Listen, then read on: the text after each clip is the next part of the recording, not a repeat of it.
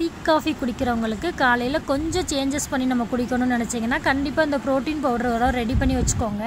ஃப்ரீயாக இருக்க டயத்தில் ரெடி பண்ணி வச்சுட்டிங்கன்னா உங்களுக்கு போர் அடிக்க நேரம் ஒரு டம்ளர் பாலில் வந்துட்டு 2 ஸ்பூன் நம்ம ப்ரோட்டீன் மிக்ஸ் பவுடர் ரெடி பண்ணி குடிச்சு பாருங்கள்.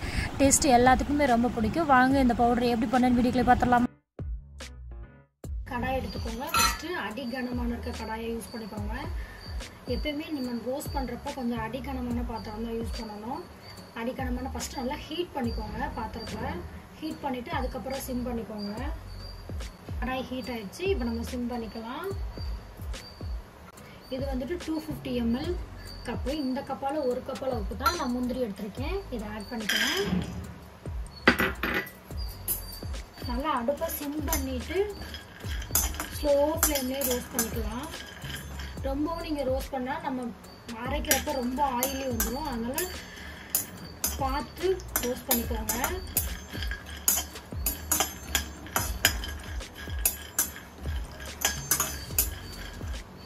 இது கொஞ்சம் லைட்டாக சூடாகி நம்மளுக்கு கையில் உடைக்கிற மாதிரி வரணும். அந்தளவுக்கு இருந்தால் போதும். ரொம்ப ரோஸ்ட் பண்ணிங்கன்னா கண்டிப்பாக நீங்கள் அரைக்கிறப்ப ஒரு மாதிரி திரியாக வந்துடும். குழந்தைங்க குடிக்கிறப்ப ஏற்கனவே மிக்சியில் வந்துட்டு லைட்டாக குறகுறப்பாக இருக்க மாதிரி தான் அரைக்கும். ரொம்ப ஃபைன் பவுடரெல்லாம் அரைச்சோம்னா கண்டிப்பாக ஆயிலியாக வந்துடும். சாப்பிட்ற அந்த பாலோட குடிக்கிறப்ப அந்தளவுக்கு நல்லா இருக்காது. நல்லா பொறுமையாக பண்ணுங்க.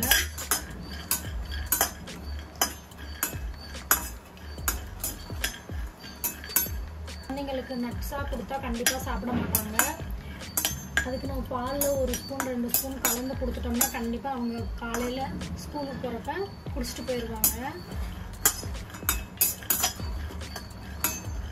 வறுத்தாச்சு. இது பாருங்கள் லைட்டாக அந்த மாதிரி கலர் சேஞ்ச் ஆகிருக்கு பாருங்கள். இந்த அளவுக்கு இருந்தால் போதும். இப்போ ஒரு பிளேட்டுக்கு நம்ம மாற்றிடலாம்.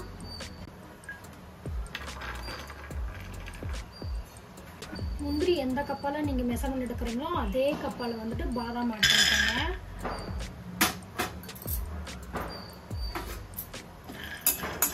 பாதாமே நல்லா ஸ்லோ ஃப்ளேம்லேயே வச்சுட்டு நீங்கள் ரோஸ்ட் பண்ணுங்கள்.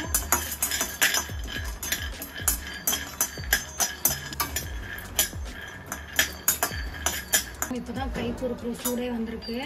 ஒரு 2 to 3 மினிட்ஸ் கிட்ட மட்டும் நீங்கள் ரோஸ்ட் பண்ணிக்கோங்க. ரொம்ப ரோஸ்ட் பண்ணிடாதீங்க.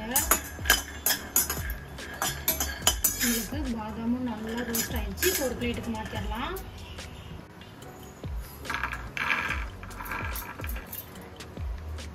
வந்துட்டு 1/4 கப் 60 ml கிராம் வந்துட்டு நான் வால்நட் எடுத்திருக்கேன். நீங்கள் வந்துட்டு 1/2 கப்புக்கு 1/4 கப் அளவுக்கு வால்நட் எடுத்துக்கோங்க. அதே அளவு வந்துட்டு பிஸ்தா எடுத்திருக்கேன். அதையும் ஆட் பண்ணிக்கிறேன். இது ரெண்டையுமே மீடியம் ஃப்ளேமில் வச்சுட்டு இதையும் ரோஸ்ட் பண்ணி எடுத்துக்கோங்க.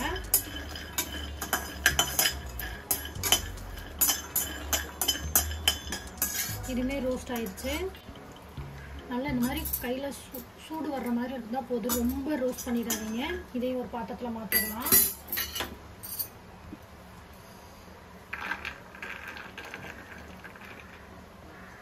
நான் ஒரு 2 டேபிள் ஸ்பூன் அளவுக்கு பம்கின் சீட்ஸ், ஒரு 2 ஸ்பூன் அளவுக்கு குக்கும்பர் சீட்ஸ்,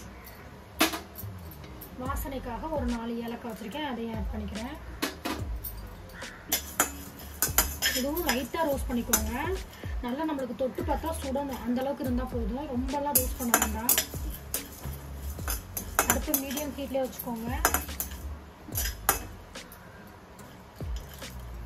இதுவே நல்லா ரோஸ்ட் ஆயிடுச்சு. இப்போ அடுப்பு அணைச்சிட்டு பாத்திரத்தில் மாற்றிடலாம்.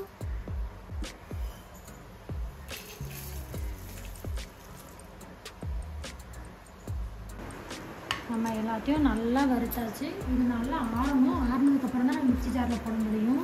அதனால் இதை நல்லா நம்ம ஆற வச்சிடலாம். எல்லாமே நல்லா ஆறிடுச்சு பாருங்கள். இப்போ நம்ம மிக்ஸி ஜாரில் ஆட் பண்ணிக்கலாம்.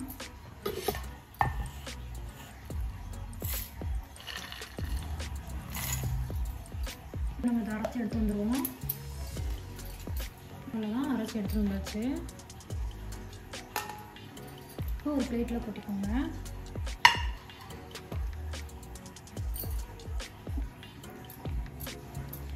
கட்டிகள் இல்லாமல் நல்லா அப்படின்னா ஊற்றி விட்டுக்கோங்க. இந்த அளவுக்கு தான் இருக்கும். ரொம்பவும் கொரகொரப்பாக இல்லாமல் லைட்டாக கொரகொரப்பாக தான் இருக்கும்.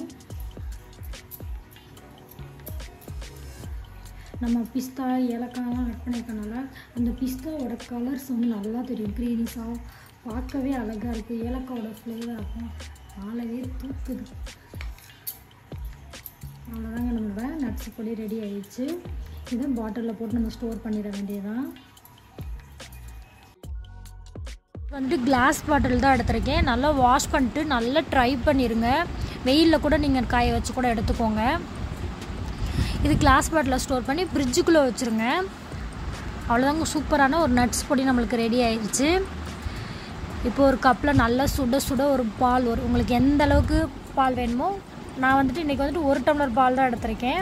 அதில் வந்துட்டு உங்களுக்கு தேவையான அளவு நாட்டு சர்க்கரை, நீங்கள் எந்த அளவுக்கு உங்கள் ஸ்வீட்னஸ் வேணுமோ அந்த அளவுக்கு ஆட் பண்ணிக்கோங்க. 1 டம்ளருக்கு ஒரு 2 ஸ்பூன் அளவுக்கு நம்ம வந்துட்டு நட்ஸ் பொடி நம்ம ரெடி பண்ணி வச்சுருந்தா நட்ஸ் பொடி ஆட் பண்ணிக்கலாம். ஆட் பண்ணிவிட்டு நல்லா மிக்ஸ் பண்ணி குடிச்சு பாருங்கள். சின்னவங்கலேருந்து பெரியவங்க வரைக்கும் எல்லாருமே குடிக்கலாம், அவ்வளோ டேஸ்ட்டாக இருக்கும். கண்டிப்பாக ட்ரை பண்ணி பாருங்கள். இந்த நட்ஸ் பொடிக்கு தேவையான பொருட்கள் வீடியோட எண்டில் இருக்குது, செக் பண்ணி பாருங்கள். நட்ஸ் பொடி பண்ணுறதுக்கு நம்ம தேவையான பொருட்கள் பார்த்துடலாம். நான் இன்றைக்கி எடுத்துருக்கிறது வந்துட்டு பாதாம். நான் இந்த கப்பால் 1 கப்பு தான் எடுத்திருக்கேன். இது வந்துட்டு 250 ml கப்பு தான். உங்கள் வீட்டில் டம்ளர் எந்த அளவுனா இங்கே எடுத்துக்கலாம். இந்த கப்பால் தான் நான் வந்துட்டு பாதாம் முந்திரியும் எடுத்திருக்கேன், ஈக்குவல் குவான்டிட்டியில் எடுத்திருக்கேன். பிஸ்தாவும் வால்நட் வந்துட்டு இது வந்துட்டு 60 ml கப்பு, இது 1/4 கப் அளவுக்கு எடுத்திருக்கேன். அரை கப்புக்கு 1/4 கப் அளவுக்கு பிஸ்தாவும் வால்நட் எடுத்துக்கோங்க. 2 டேபிள் ஸ்பூன் அளவுக்கு பம்கின் சீட்ஸ், 2 டேபிள் ஸ்பூன் அளவுக்கு குக்கும்பர் சீட்ஸ். வாசனைக்காக நான் ஒரு 4 ஏலக்காய் வச்சுருக்கேன். நெக்ஸ்ட் வீடியோ சந்திக்கலாம். பாய், தேங்க்யூ.